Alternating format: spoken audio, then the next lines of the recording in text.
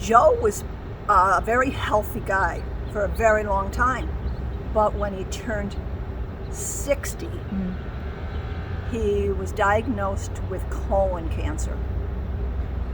That was bad. And then he had 8 months of chemotherapy.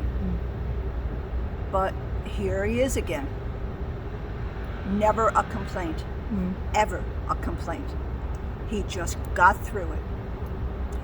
Then shortly after the colon cancer, he had, the doctor spotted lesions in his liver. So he had liver cancer.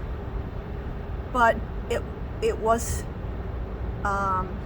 he never had to have chemo with it, thank God. And he did get past it. He did. But shortly after the liver cancer, the Alzheimer's got him. The Alzheimer's just did. I don't know whether it wore him down, all the sickness.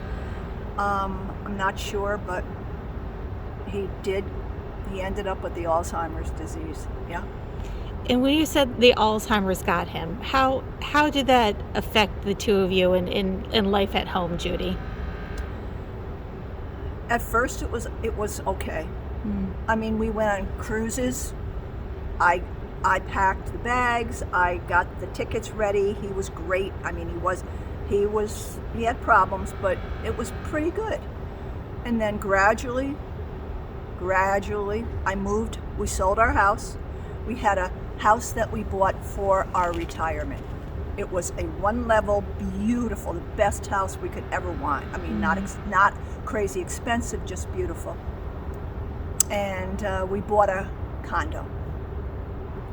Not my favorite idea, but it was manageable for me with Joe. Not a lot of doors. I worried about him all the time, walking out the door. His friend came over, Kurt McEwen, his very best buddy, and he put alarms on the door, and it got tough. I brought him to, I don't know the name of it now, but it was a place where he could visit there, and they would give him breakfast, and then I'd pick him up about 1 or 2 o'clock, and he'd come home. Hated it. So he didn't really stay in there very long. Like an adult day hab? Yes, yeah. That's what it was. But it wasn't his thing. It really wasn't his thing.